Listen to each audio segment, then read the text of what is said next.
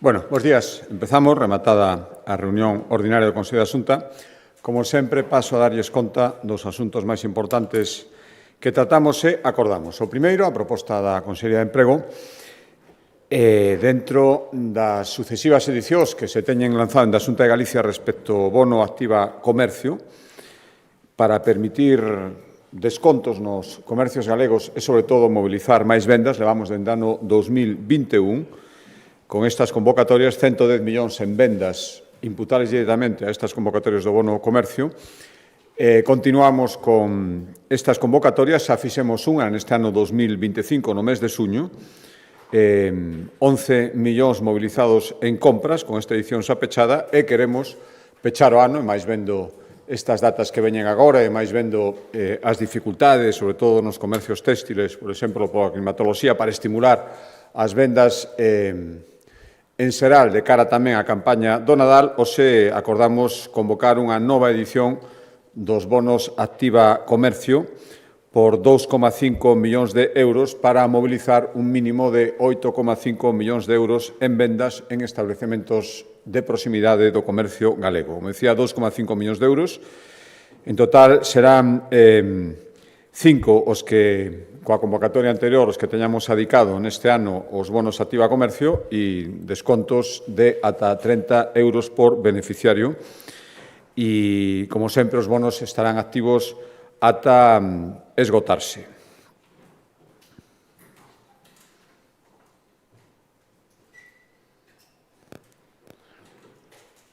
Perdón, estaba vendo. A convocatoria vai a facer a partir do 5 de novembro e os comercios que xa participaron na edición de xuño, no lanzamento de xuño, pois non terán que volver a inscribirse, os que desexen facelo por primeira vez e que terán que facelo, e a partir do 5 de novembro poderán empezar a, como digo, descargarse estes bonos Activa Comercio.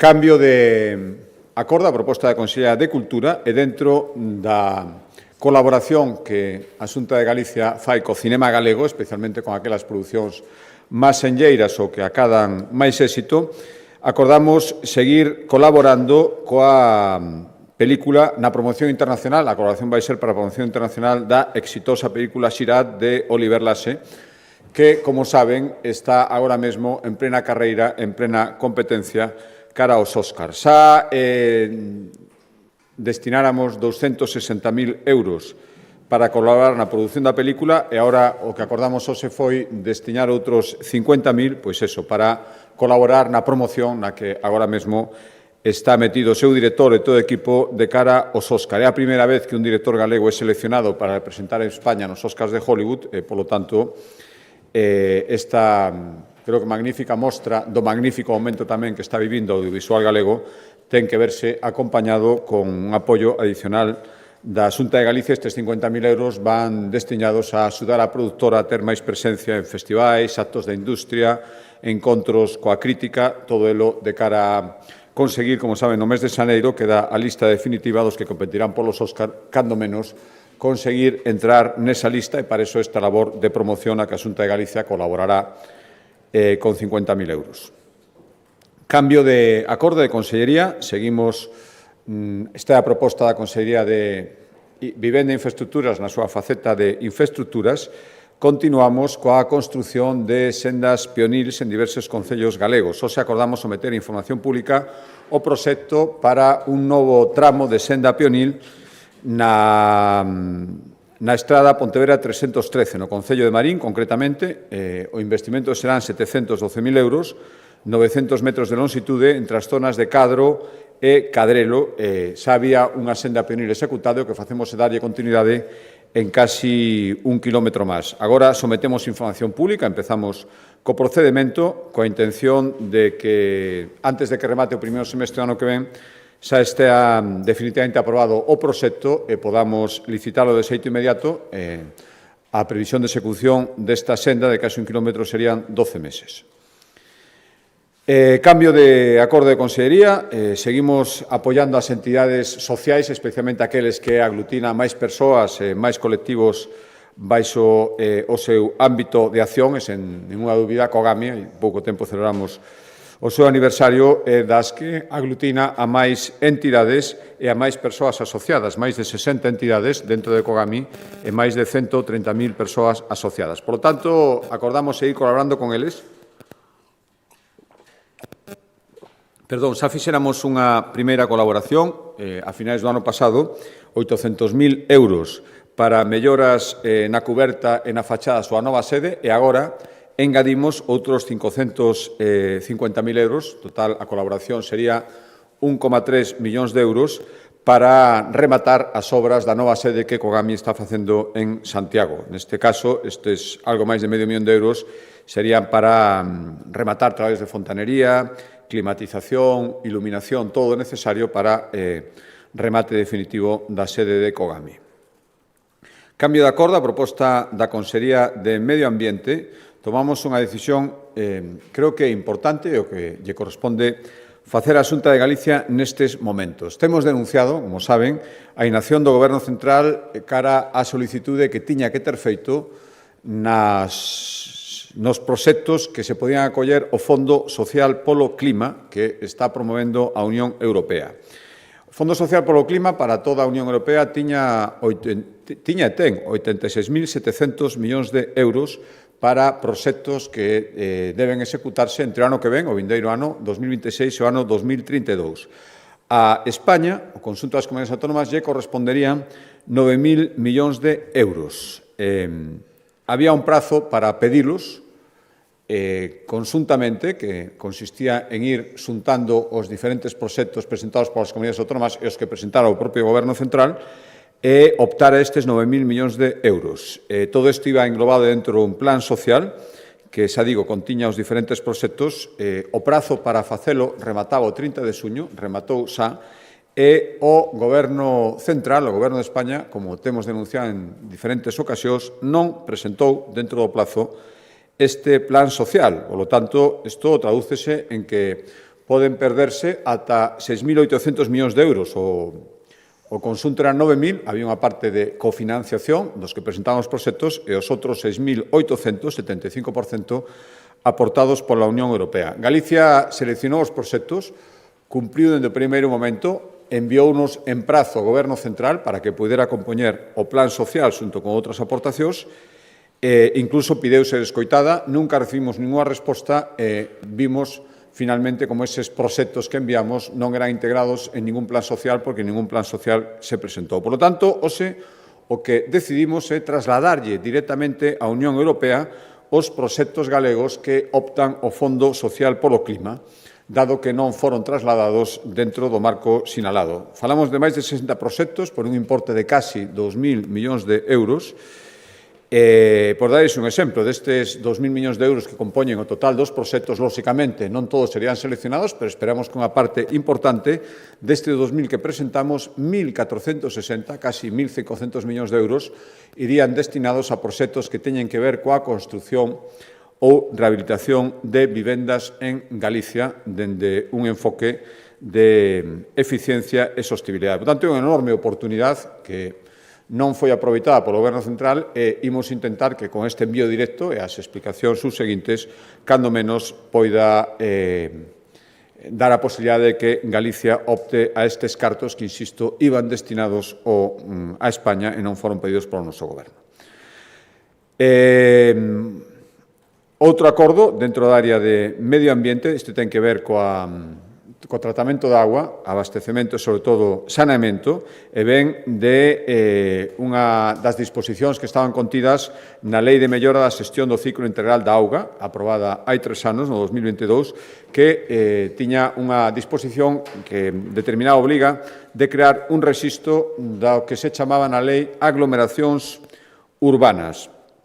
Que son as aglomeracións urbanas? Pois son conxuntos de núcleos urbanos ou industriais que pola súa proximidade ou pola identidade na actividade, porque fan unha actividade común, serán augas residuais dunhas características parecidas que teñen e poden e teñen que ser recollidas e tratadas de xeito conxunto. Isto é o que é unha aglomeración urbana e, además, o feito de delimitalas permite tamén coñecer en detalle as infraestructuras hidráulicas que hai en cada zona, en que estado están, se están preparadas para atender o que demandan estas aglomeracións urbanas.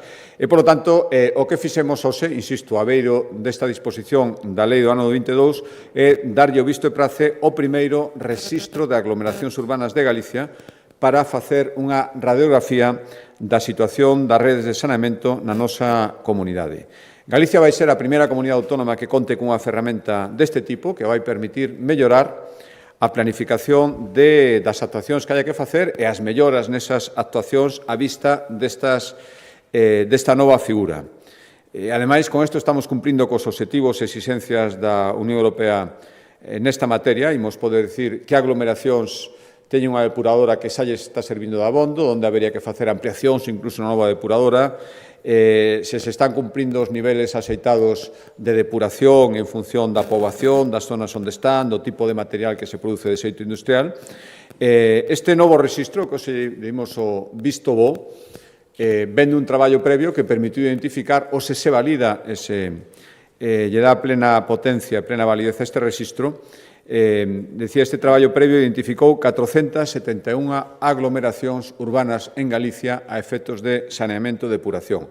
177 na provincia da Coruña, 100 en Pontevedra, 70 en Lugo e 124 en Ourense. Cambio de consellería, sector primario, acordos da Consellería de Medio Rural. Hoxe tomamos un acordo que ven derivado da baixada de vendas que se está a producir nos últimos anos no sector do viño tinto, que está provocando acumulacións de stocks nas adegas e que os adegueiros, as DOs, acuden á Xunta de Galicia para, dun xeito conxuntural, poder atopar unha solución. A Comisión Europea, de xeito excepcional e previa autorización da Comisión Europea, pode permitir, insisto, de xeito excepcional e puntual, a chamada destilación en crise. É dicir, que permitir que os produtores afectados por esta acumulación de stocks polas baixas vendas poidan acceder á destilación deste viño para convertelo en alcohol de uso industrial. Pois ben, a Comisión Europea, previa petición, autorizou esta destilación en crise, de xeito que, logo desta autorización, o que hoxe acordamos é convocar axudas para a destilación voluntaria de viño das que poderán beneficiarse adegas das DOs do Ribeiro e de Monterrey para o viño tinto, 660.000 euros, é dicir, os adegueiros recibirán entre 66 céntimos e 1 euro por cada litro destilado.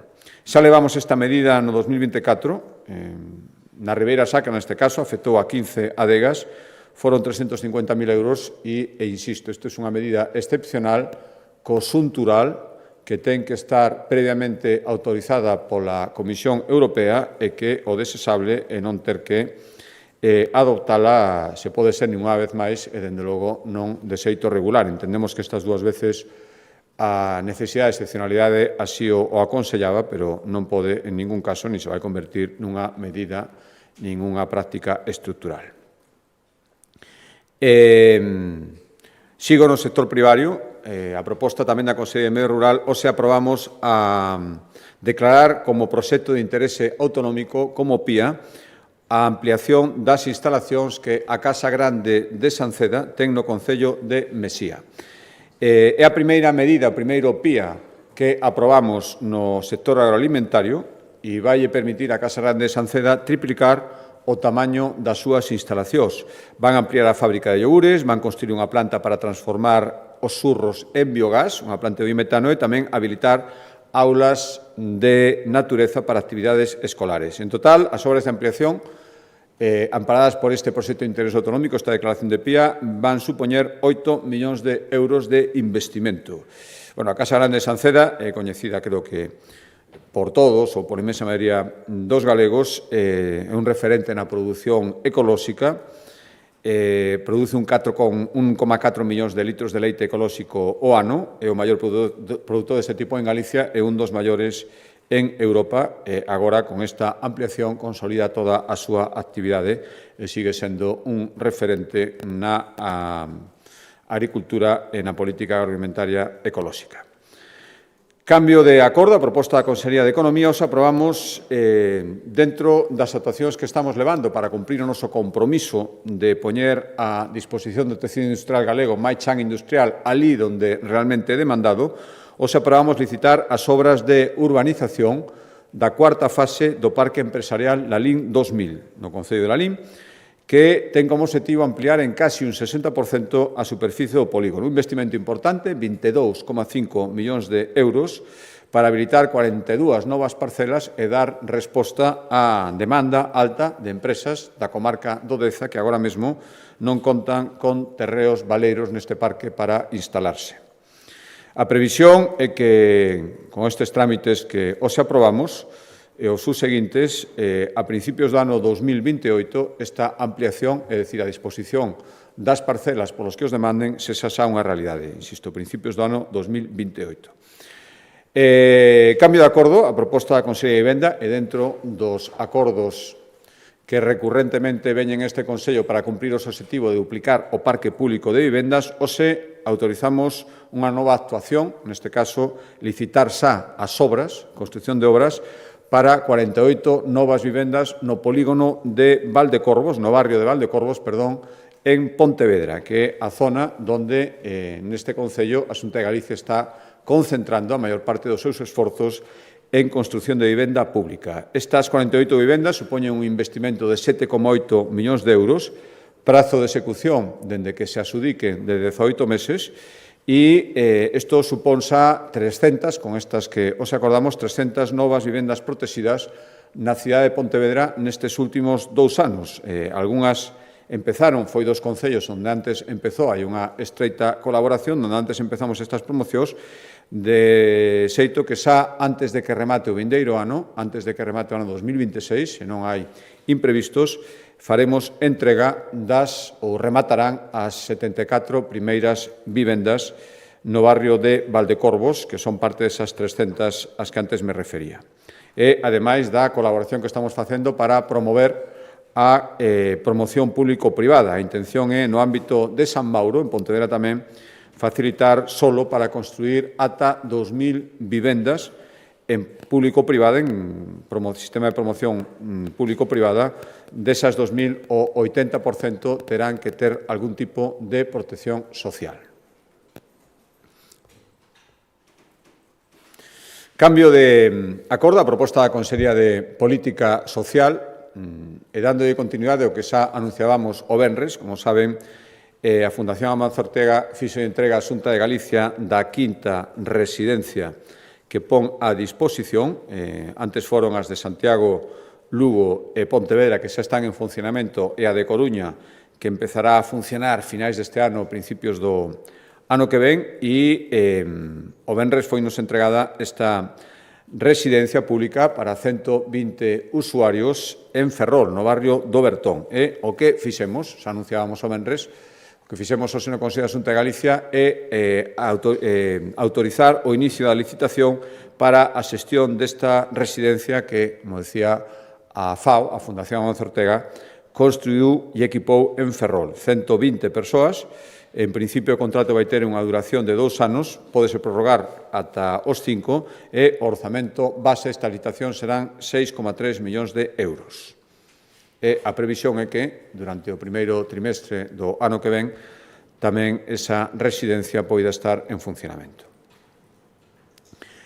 A proposta da Consellería de Política Social, tamén, outro acordo a proposta desta Consellería, autorizamos a firma dun convenio para recibir algo máis de 52 millóns de euros procedentes do Goberno Central dentro da aportación que corresponde facer o sistema de dependencia galego. Técnicamente, o nome é nivel acordado, unha cantidade en función das persoas que van entrando no sistema de protección. Estos son 52 millóns de euros. Sería parte do financiamento que se vai adicar o sistema de dependencia en Galicia, en total 844 millóns de euros.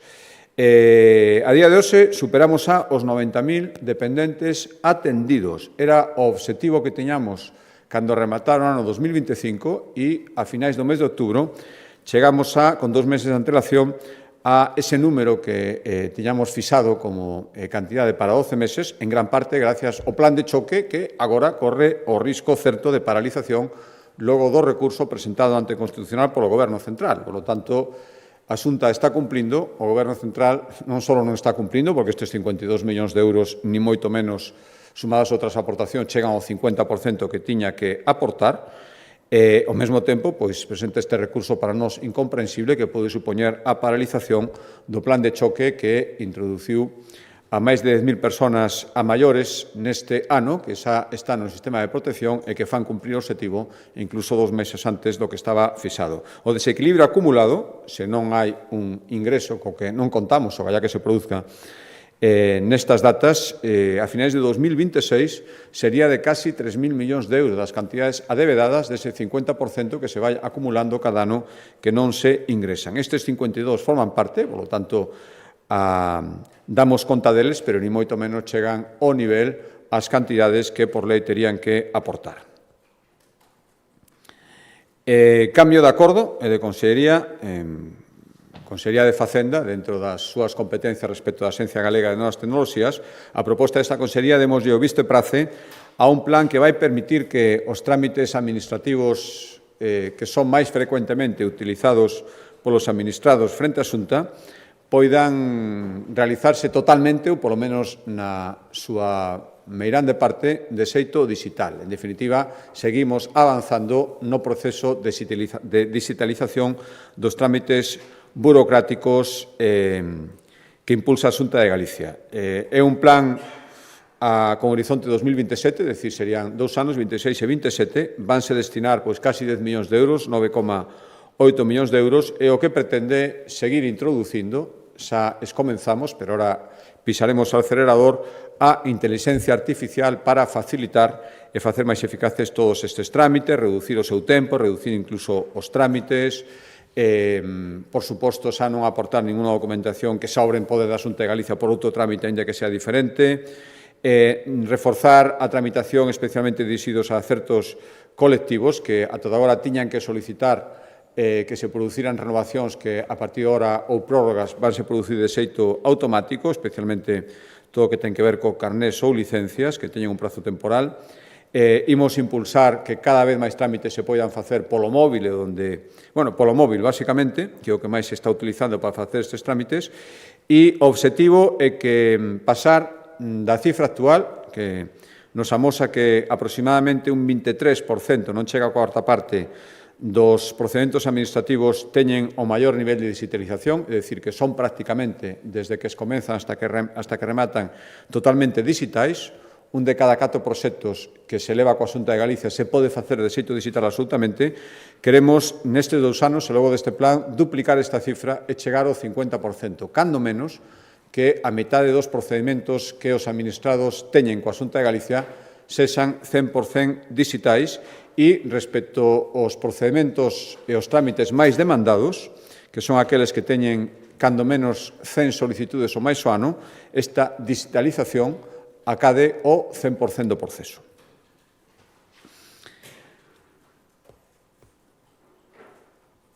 Penúltimos acordos en materia de sanidade, un ten que ver tamén coa digitalización que impulsamos no eido sanitario, tomamos un acordo que ten que ver con seguir impulsando a chamada educación en saúde por vías digitais, que é poñer a disposición da cidadanía contidos que elaboran profesionais do Servicio Galego de Saúde sobre cuestións de saúde. Por exemplo, guías sobre o que hai que facer antes dunha operación ou antes de someterse a diferentes probas.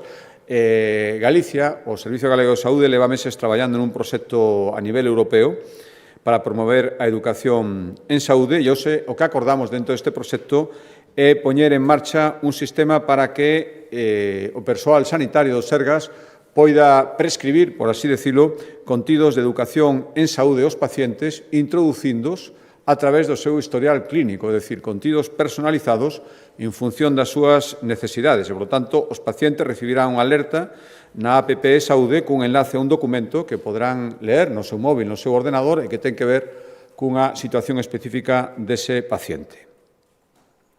E o outro acordo tamén relacionado con sanidade e coas novas tecnoloxías ten que ver co interese perfectamente entendible que ten a Xunta de Galicia, o Servicio Galego de Saúde, en preservar os datos e a confidencialidade, os datos médicos e a confidencialidade e o dereito a intimidade dos pacientes respecto, xa digo, dos datos e das historias clínicas que teñen o Servicio Galego de Saúde. Por lo tanto, se demoslle o visto e prace a poñer en marcha unha nova ferramenta de ciberseguridade baseada en inteligencia artificial para seguir insistindo en todo o que sexa necesario para evitar accesos non autorizados aos datos clínicos dos pacientes. Son 925.000 euros o custe desta nova ferramenta, e xa digo, vai dirixida a proteger e garantir a confidencialidade das historias clínicas, todo o que ten que ver coas prescripcións que se fan a través da receita electrónica. O que vai facer este sistema é monitorizar en tempo real todos os intentos de acceso sospeitosos que pode haber aos programas do Sergas e calquera anomalía, e, por lo tanto, para detectala, chegar a quen está intentando acceder de xeito presuntamente ilexítimo e poder impedila. E o último acordo, que explicará máis polo miúdo o Consello de Educación, ten que ver coa posición punteira, amosada a través de diferentes acordos que veñen este Consello, que Galicia está cadando en materia de I+D. Estamos a convertirnos, además, nunha referencia de I+D en sectores estratégicos, a inteligencia artificial, a computación cuántica, a biotecnoloxía, e queremos seguir por aí. Imos ser unha das únicas seis territorios, imos ser un dos únicos seis territorios, que acollan unha fábrica de inteligencia artificial, 6 en toda Europa, e unha delas vai estar en Galicia, e isto, ademais, vai acompañado de un incremento que levamos verificando en diferentes orzamentos en materias de I+D. Todo isto ten que ir acompañado cun marco normativo axeitado que dea facilidades para seguir con este proceso. A actual normativa, que ten que ver con algo tan cambiante, tan dinámico, tan evolutivo como o I+D, data do ano 2013. Por lo tanto, o que acordamos foi iniciar a tramitación da nova Lei de Ciencia e Innovación de Galicia, que vai facilitar o desenvolvemento do noso I+D e adaptar a normativa actual o reto do sector e facilitar que esta normativa estea pensada nunha evolución que nos últimos anos foi vertixinosa e ten que ser moito máis nos anos vindeiros. Por lo tanto, poñeremos o foco nesta normativa na atracción do talento, na transferencia do coñecemento e na promoción do I+D tamén nas empresas. Pero para explicarlo máis polo miúdo, doi a palabra ao conselleiro.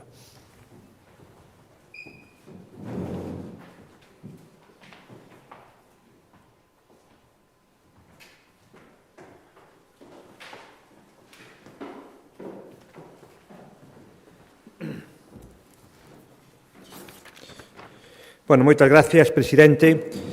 Vimos de autorizar no Consello da Xunta pois o inicio do trámite da nova Lei de Ciencia e Innovación de Galicia, como ben dixo o presidente. É o primeiro paso para deseñar o camiño a seguir da nosa, nos gusta denominada I+G+I, que aspiramos poida entrar en vigor no ano 27. Como xa saben vostedes, a investigación e a innovación teñen experimentado un importante crecemento nos últimos anos, polo que precisan dun marco normativo acorde a este crecemento e que dé resposta aos cambios globais que se teñen experimentado neste ámbito, cambios que son moitos, moi rápidos e profundos. Partimos dun bo marco normativo, un marco normativo que aprobamos no ano 2013, que nos permitiu avanzar ata a situación actual. Pero identificamos que para seguir medrando e acompañar o gran momento da nosa I+D+I, compre actualizar esta lei, unha lei que dá soporte a unha aposta estratégica que estamos a facer dentro do Goberno. Esta aposta decidida identifícase en indicadores como a presentación fai moi pouco tempo do Plan de Investigación e Innovación 25-27 con máis de 1.310 millóns ou os orzamentos deste ano, do ano 26, onde a función innovación medrou un 9%. Dende o ano 13 ata hoxe, o contexto ten cambiado e avanzado con intensidade. Só uns datos. Galicia é a comunidade que máis incrementou o orzamento en I+D segundo as últimas estatísticas. Temos un aumento do 28% que prácticamente duplica a suba do conxunto do Estado. Pasamos de ter un peso no conxunto de España dun 3,6 no ano 2013 a un 5,4 no ano 2023. Contamos con máis de 14.000 profesionais dedicados a este sector, a cifra máis alta da historia, prácticamente un 50% máis que no ano 10, un 48% máis que no ano 10, cando había 10.800 profesionais. Contamos, ademais, con accións e investimentos de alto impacto. A ampliación do CESGA, 56 millóns de euros, comenzaron xa as obras. A Fábrica Europea de Inteligencia Artificial, 82 millóns de euros que recibimos a boa nova fai moi poucos días.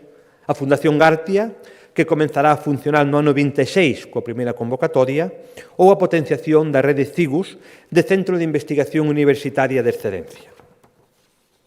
Por que facemos esta lei? Vemos que o escenario en Galicia cambiou en positivo de xeito moi rápido nos últimos anos. En parte, gracias ás políticas públicas impulsadas na Xunta de Galicia, pero, sobre todo, ao bo facer profesional, universitario, empresarial de todo o ecosistema. A nivel normativo, a lei que vamos a comenzar a traballar supón evolucionar a lei galega do ano 13 e adaptarnos tamén aos cambios que ten introducido no ano 22 a lei estatal de Galicia, adaptando esta lei ás necesidades e ás características de Galicia. A escala global, o escenario internacional ten cambiado tamén moi rápido cun desenvolvemento tecnolóxico que cada vez é máis rápido, pero que cada vez tamén ten unha maior conciencia na importancia da sustentabilidade dende o punto de vista ambiental. A ciencia e a innovación compiten a escala internacional e debemos ter-o presente nos nosos marcos regulatorios. Outro porqué é facer fronte aos desafíos de futuro e adaptar as bases da nosa política científica a ámbitos como é a gobernanza, a transferencia, o persoal ou facer a ciencia atractiva polo investimento privado. Queremos deseñar a Galicia do futuro, a Galicia da ciencia, a Galicia do coñecemento, e creo que temos alicerces sólidos para que a I+D+I contribúa cada vez máis á Galicia calidade que estamos construindo entre todos. Unha Galicia calidade onde a ciencia e a innovación deben ter un papel fundamental, porque somos conscientes de que a sociedade e a economía do futuro será, en parte, a sociedade do coñecemento e tamén a sociedade da ciencia. Para que facemos esta lei? A nova lei regulará aspectos moi relevantes para seguir mellorando e incidir en algúns campos que paso a detallar a continuación. Primeiro, a especialización. A queremos facer para apostar por a planificación e a coordinación do sistema galego, con boas estructuras de gobernanza e xestión e claramente enfocada a áreas estratégicas na que somos especialmente bons para competir. En segundo lugar, o financiamento, para deseñar e garantir un financiamento estable e plurianual, onde o esforzo inversor da administración pública debe ir tamén acompañado do sector privado, é dicir, facer atractivo a ciencia ao sector privado con incentivos fiscais ou outros instrumentos para captar investimentos privados. Terceiro lugar, recursos humanos, para ordenar e mellorar a carreira investigadora, incorporando, de feito, o decreto aprobado no ano 24 e tamén con medidas para o retorno do talento con indicadores de avaliación de resultados. Cuarto lugar, transferencia, para impulsar a transferencia efectiva no coñecemento, para favorecer así a creación e o fortalecemento de empresas de base científica, fundamentalmente startups e spin-off, tendo moi en contacto, incrementando o contacto entre a universidade e a empresa, mellorando a alianza entre as mesmas, é dicir, entre a investigación e o mercado. Quinto lugar, infraestructuras científicas, para rendabilizar o aproveitamento das infraestructuras científicas e tecnolóxicas, propiciando mecanismos e regulando mecanismos de uso compartido e de xestión coordinada. Sexto, novas tendencias en ciencia, para adaptarnos á configuración de novos modelos de investigación e innovación que fai 12 anos prácticamente non existían, como pode ser a profundización e a presenza que ten actualmente a inteligencia artificial e as diferentes posibilidades que ofrece o proceso de digitalización. Sétimo, difusión territorial, para apostar por a innovación territorial e o apoio ás PEMES, mellorando o acceso aos fondos de innovación, simplificando e reducindo os trámites burocráticos e priorizando que calquera galego, viva onde viva, poida beneficiarse grazas aos plans locais de I+D+I que aquí se regularán. Octavo, ciencia aberta, para impulsar o que se denomina ciencia aberta, ética e responsable, fomentando aspectos como a divulgación, a educación científica, a participación cidadá e unha maior interacción entre a comunidade científica e a sociedade. Como o faremos? Como vai ser todo o proceso de redacción da lei? Como sempre facemos, contaremos con achegas e suxestións de todos os axentes deste ecosistema. Para coordinado, crearemos unha comisión de redacción da lei que vai estar integrada por diferentes departamentos da Xunta, Facenda, Sanidade, Economía, Industria, porque, como sempre digo, aínda que é desde a Consellería de Ciencia onde se realiza unha actividade de coordinación, esta lei e este programa é un programa de goberno onde participan moitas consellerías e moitas consellerías contribúen ao éxito da investigación e da innovación. Será tamén fundamental a participación da denominada Comisión Interdepartamental de I+D+I. Deste xeito garantizamos a cohesión e a coherencia institucional do que facemos. E, por suposto, terá un papel moi significativo o Consello Asesor de Investigación e Innovación de Galicia, que aprobamos fai moi poucos consellos, que aportará unha visión estratégica da lei. É dicir, será unha lei dialogada e consensuada, froito dunha aposta pola diversidade de voces e tamén pola unidade de acción da Xunta de Galicia. O que hoxe aprobamos no Consello é unha ventá cara ao futuro, é un compromiso do Goberno coa ciencia, con todo o que significa, como un dos motores fundamentais do desenvolvemento futuro de Galicia.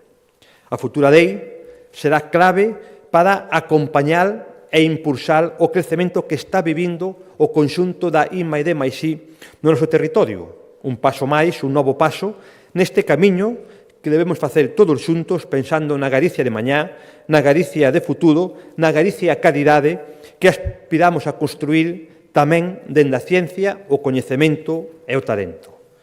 Por a miña parte, nada máis, quedo a disposición das súas preguntas sobre este particular ou sobre o que queiran facer.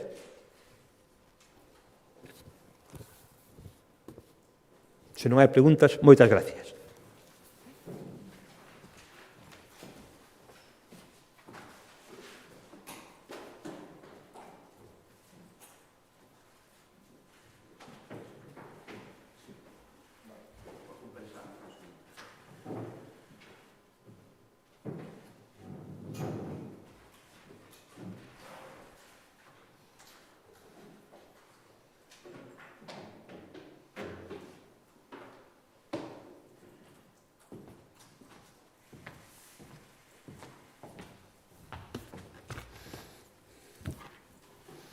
Boas tardes, presidente. Hola. Dúas cuestións. En primeiro lugar, quería pedirlle unha valoración pola dimisión do presidente valenciano Mazón e se considera que chega tarde ou demasiado tarde e que dá nova imaxe do Partido Popular. Por outro lado, quería preguntarlle, diversos expertos económicos apuntan a eivas nos presupostos da Xunta e din que son unha autoemenda, sobre todo en materia de vivenda e de incendios. Que lle parece? Gracias.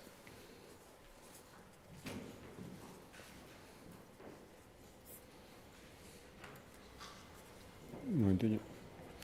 Sí, respecto á primeira pregunta, respostaba en algunha ocasión a preguntas que vostedes facían sobre esta cuestión, eu sempre les contestei o mesmo.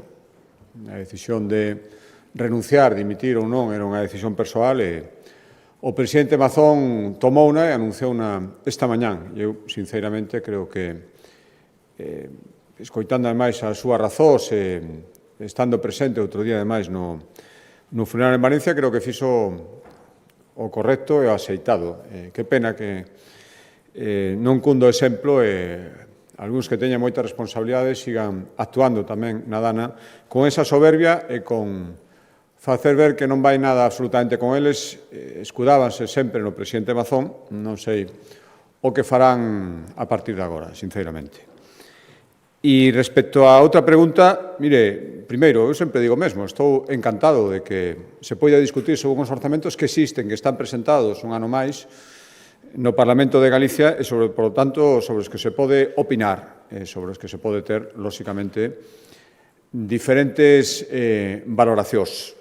Eu agardo que estes orzamentos sexan aprobados novamente polo Parlamento e o que podo asegurar é que creo que, aparte de cumprir con a nosa responsabilidade, e volvo a poñer en valor o que significa ter orzamentos cada ano, o incumprimento, incluso da Constitución, que é nin tan siquera presentalos, o que intentamos é respostar ás necesidades de Galicia, que son cambiantes, e ser un goberno dinámico. E, por lo tanto, se nun ano temos que facer unha especial reforzamento de algunha política, priorizándoa sobre calquera outra, pois hai que facela.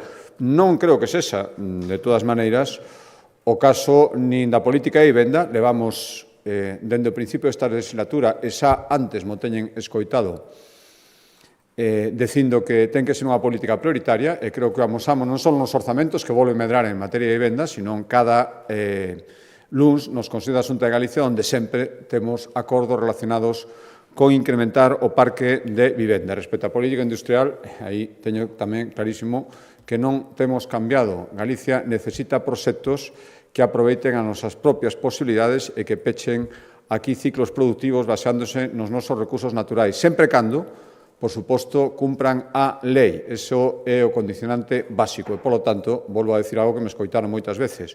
A política industrial da Xunta de Galicia seguirá consistindo en impulsar aqueles proxectos que consideramos de futuro e que acrediten que son respetuosos co medio ambiente. Buenas tardes, presidente. Quería conocer también su opinión sobre el otro gran tema de actualidad nacional, quizás, que es el juicio al fiscal general del Estado, Álvaro García Ortiz. Quería saber un poco su valoración, su visión general sobre el tema y también qué opina de que la Abogacía del Estado haya pedido ahora la nulidad de la investigación por considerarla injusta y, en teoría, también haberle puesto en una situación de indefensión. Muchas gracias. Sí, bueno, é certo que, como vostede decía, é outra gran noticia do día, eclipsada pola actualidade máis rabiosa ou máis inesperada, polo menos na data da dimisión do presidente Mazón, pero creo que isto é algo que non nos pode deixar de perder o foco sobre a situación absolutamente inédita e, na miña opinión, absolutamente inadmisible de que un fiscal xeral en exercicio se sente nun banquillo con todas as circunstancias que isto supón.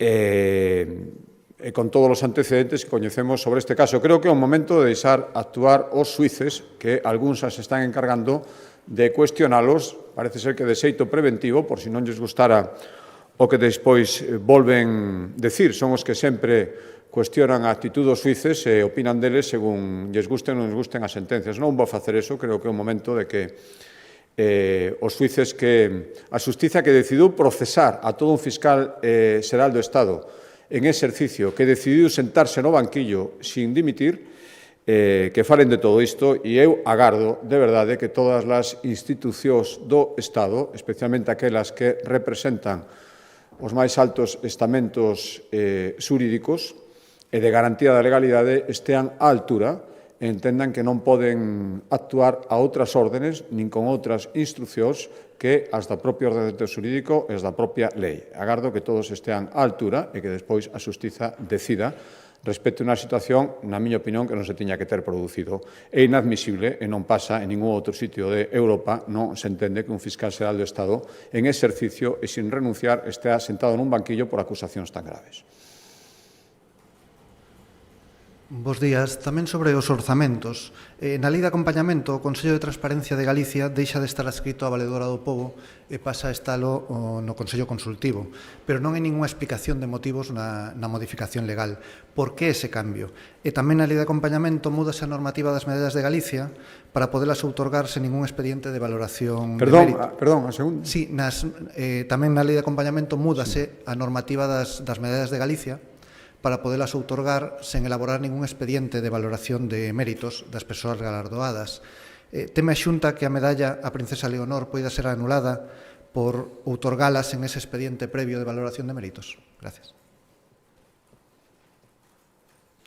Sí, respecto á primeira pregunta, mire, razóns de operatividade respetando, en todo caso, as garantías do ordenamento xurídico. Creo que ninguén pode poñer en dúbida que recaiga nunha institución ou noutra, neste caso no Consello Consultivo, que se engaden novas funcións, eso non vai en detrimento, sino moito menos de garantir a plena observancia do ordenamento xurídico e dun funcionamento axeitado. Por lo tanto, é unha decisión por mudar a operatividade, pero sempre pensando que a garantía do ordenamento xurídico vai estar plenamente garantida en todo caso. E respecto á segunda pregunta, non, eu creo que a concesión das medallas ten unha parte importante de valoración máis alá de criterios xurídicos que, no caso, non poden ser ignorados, pero creo que non é o fundamental. Simplemente entendemos máis axeitado este novo mecanismo e non ten ninguna outra implicación, nin ten nada que ver con ningunha decisión concreta que tomáramos no pasado ou podamos tomar no futuro. Bos días, presidente. Queria preguntar pola decisión do Tribunal Supremo de xulgar ao exministro ex número 2 do Partido Socialista, José Luis Ábalos, o empresario Víctor de Aldama e a Coldo García polas presuntas irregularidades na compra de mascarillas durante a pandemia. Gracias. Sí, bueno, acaba esta mañán, parece que saltaba esa noticia, eu creo que non pode sorprender absolutamente a ninguén. Con todo o que coñecimos, estamos coñecendo, e supoño que o que nos queda por coñecer parece absolutamente lóxico que, cando menos, exista ese procesamento. Entendo os nerviosismos, se os non me consta, non o sei, non podo aseguralo, non podo asegurar que non sucederá, que lle escoitamos o presidente do Goberno outro día na Comisión do Senado. Boa tarde, presidente. Dúas cuestións. A primeira é sobre a decisión de Finsa de abandonar o clúster da Madeira. Alegan ou apuntan a que este organismo mostrou o seu apoio á decisión que eles entenden de Finsa que abre a porta ao eucalipto en novas zonas hasta ahora dedicadas ao piñeiro, non? E que se recollía na lei de acompañamento da Xunta. Entón, a cuestión é como valora vostede esta decisión, se entende que pode ser unha especie de emenda ou crítica a esa decisión da Xunta adoptada respecto á moratoria do eucalipto. E a segunda cuestión é respecto ás críticas de algúns concellos da comarca de Valdeorras que din que desde os incendios levaban pedindo que se actuase para evitar que coa chegada das chuvias pudieran ter problemas ca cinza. Entón, chegaron as chuvias, din que tuveron eses problemas e lamentan un pouco eses concellos que desde a Xunta non se tivese actuado como pedían. Como valora eso? Grazas.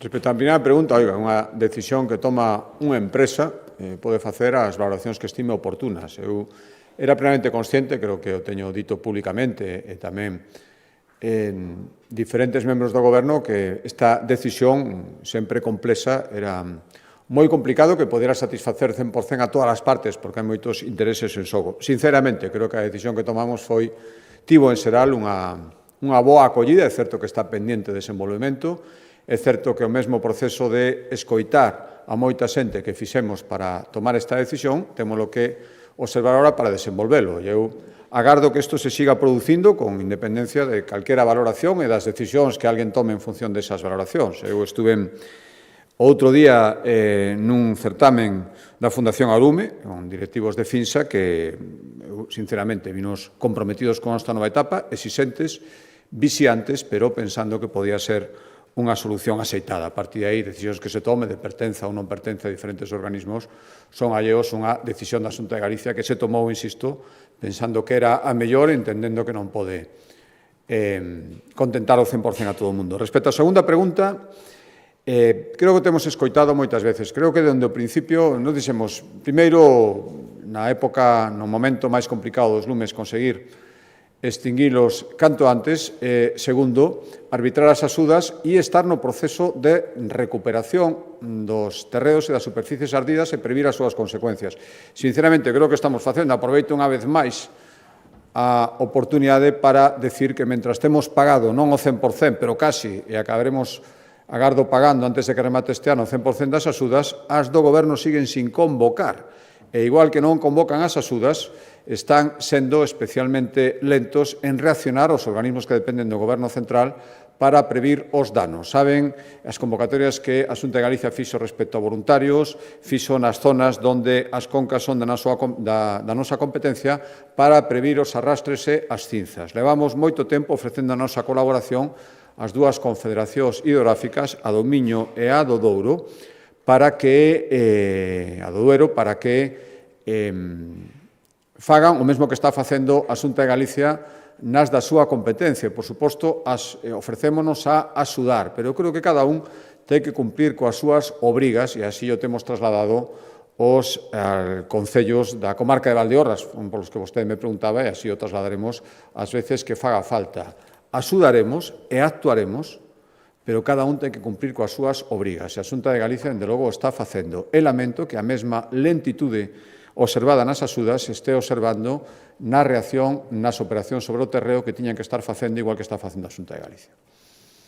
Boa tarde. Volvendo sobre a dimisión de Mazón, queríalle facer 3 preguntas. A primeira é que con esta dimisión, con esta saída, o PP queda en mans de Vox. Querolle preguntar se lle preocupa a situación na que queda o seu partido non só en Valencia, sino a nivel estatal condicionado por Santiago Abascal. A segunda pregunta é se considera que Feijóo xestionou ben este asunto, desde a Dana ata o día de hoxe. E a terceira é se entende que Mazón non entregue a acta de diputado, que implica que sigue aforado. Grazas.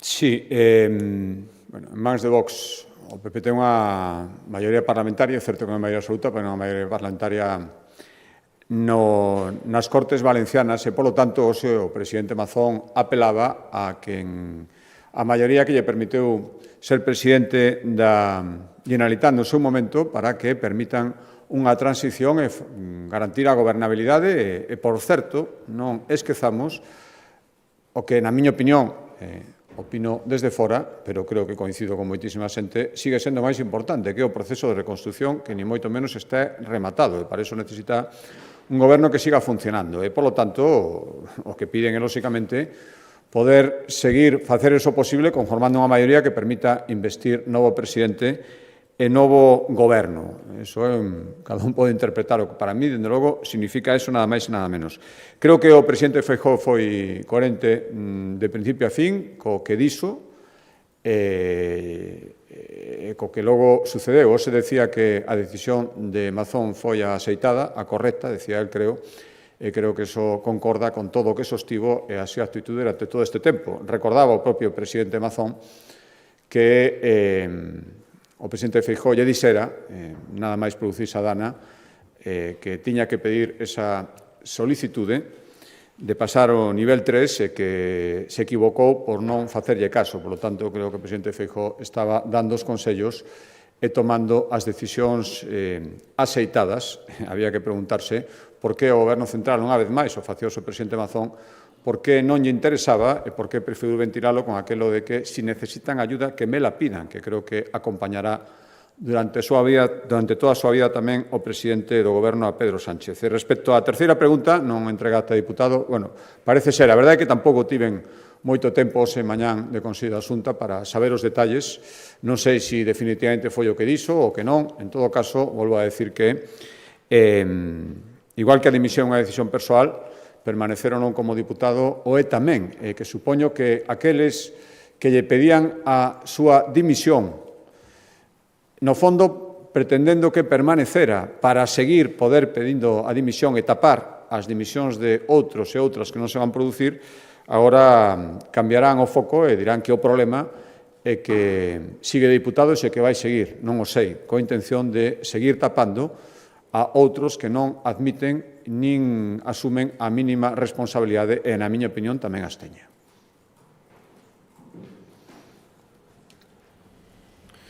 Sí, incidindo nesta cuestión, vemos que os acordos non frutificaron en Extremadura, non houve acordo Vox-PP e hai unhas eleccións. Cree vostede que en Valencia debería haber tamén unhas eleccións se non hai ese acordo ou se dilata no tempo, porque unha das cuestións que piden os afectados que isto se resolva canto antes. E logo quería preguntar tamén respecto ao anuncio feito que vai relacionar tamén un pouco co tema da industria forestal de ENCE, de facer un proceso de despido amplo para o ano que ven. Falaba aquí en varios consellos da necesidade da industria forestal, da gran cantidad de traballos que xenera, vinculo isto con Altri e estamos vendo que unha das grandes papeleiras de Galicia anuncia despidos colectivos importantes. E despois quería preguntar, relacionado con isto, un informe tamén do Consello de Asesores Científicos da Academia Europea que pon a incidencia en que os incendios non se extinguen, hai que loitalos desde a prevención e que hai unha gran confusión en moitas administracións en Europa de que incide moito en gastar en extinción e non tanto en prevención. Bueno, xa sei que vostede me dirá que se aumentaron os orzamentos en prevención, pero quería preguntar porque parte do cardeo este verán era en monte que non estaba limpo, principalmente, incluso no Parque do Invernadero, que é un parque natural, estaba bastantes franxas sin limpar. Quería preguntar sobre esta cuestión da prevención tamén. Gracias. A primeira pregunta, mire, eu non sei se van fructificar ou non. Usted decía, como non van fructificar, se ten que haber eleccións. Esta é unha decisión que toman dende Valencia e, polo tanto, para min é absolutamente respetable. Decidiron neste momento conformar un novo goberno que poida seguir traballando e por iso pedía ao presidente Mazón o se poder conformar esa maioría que permita a súa elección. Imos ver o que sucede e en función deso decidir, que decidan eles, lóxicamente, cales son as accións seguintes. Pero isto é unha decisión que é respetable e, oiga, allá que consigan formar esa maioría porque, insisto, creo que agora mesmo a reconstrucción é o prioritario, ou sería, na miña opinión. Sí, a segunda pregunta. Bueno, sí, efectivamente, se anuncia un ERE por parte de ENCE, supoño que respostará a un momento conxuntural da súa actividade, pero isto reforza todavía máis o noso interese en que existan industrias que poidan, con independencia de como lle vayan unhas a outras, manter todo ese ritmo de aproveitamento e de creación de riqueza na nosa comunidade. Supoño que os que sempre lles dá igual que asa ou non asa postos de traballo, sempre creen que é mellor que as industrias que non as asa, pues estarán felices de que unhas non se poidan instalar e outras pechen. Pero os galegos e galegas que na súa maioría o que queren que asa traballo, insisto, respetuoso co medio ambiente, entenderán que a función da Xunta de Galicia é intentar que industrias que, se non se instalan aquí, se instalarán en outros sitios, se respetan todas as normas, creen riqueza e postos de traballo en Galicia. E respecto á terceira pregunta, unha frase moitas veces repetida, os incendios sí que se extinguen, que hai que extinguilos, é dicir, non se extingue, o que hai que facer é prevención, non hai que facer prevención e cando se produce un incendio, facer todo o posible por extinguilo canto antes. Estou de acordo nas dúas cousas, e prevención xa estamos facendo. Vostede decía que, eu insisto, pero que é certo, volvimos a aumentar, decía outro día que imos ser especialmente exixentes aínda máis e colaboradores cos concellos para que as labores de limpeza, que tamén son labores de prevención, ao redor das franxas e dos núcleos de poboación, se fagan dun xeito estricto, se fagan con rigor, e se fagan, que hai casos nos que nin siquiera isto é unha realidade. É o que podemos facer e seguimos aumentando, ademais, o período de traballo das brigadas para que nestes meses de choiva podan facer tamén labores de prevención. Claro que hai que aumentar e mellorar a prevención, tamén a normativa que introducimos este ano tamén na lei de acompañamento para mellorar os períodos de queimas, posibilidades de desbroce en máis zonas, precisamente incidindo neste labor de prevención, pero, desgraciadamente, chega un momento en que isto non é dabondo e, cando se producen incendios, tamén hai que ter medios para a extinción. Moi ben, moitas gracias. Unha cuestión máis, presidente. Quería preguntarlle pola reunión dos tres reitores polo tema de medicina da semana pasada. Non houbo avances, parece que a Universidade da Coruña vai a seguir adiante cos seus trámites. Hai unha data do 17, que é o último día para presentar documentación, e vai a seguir adiante.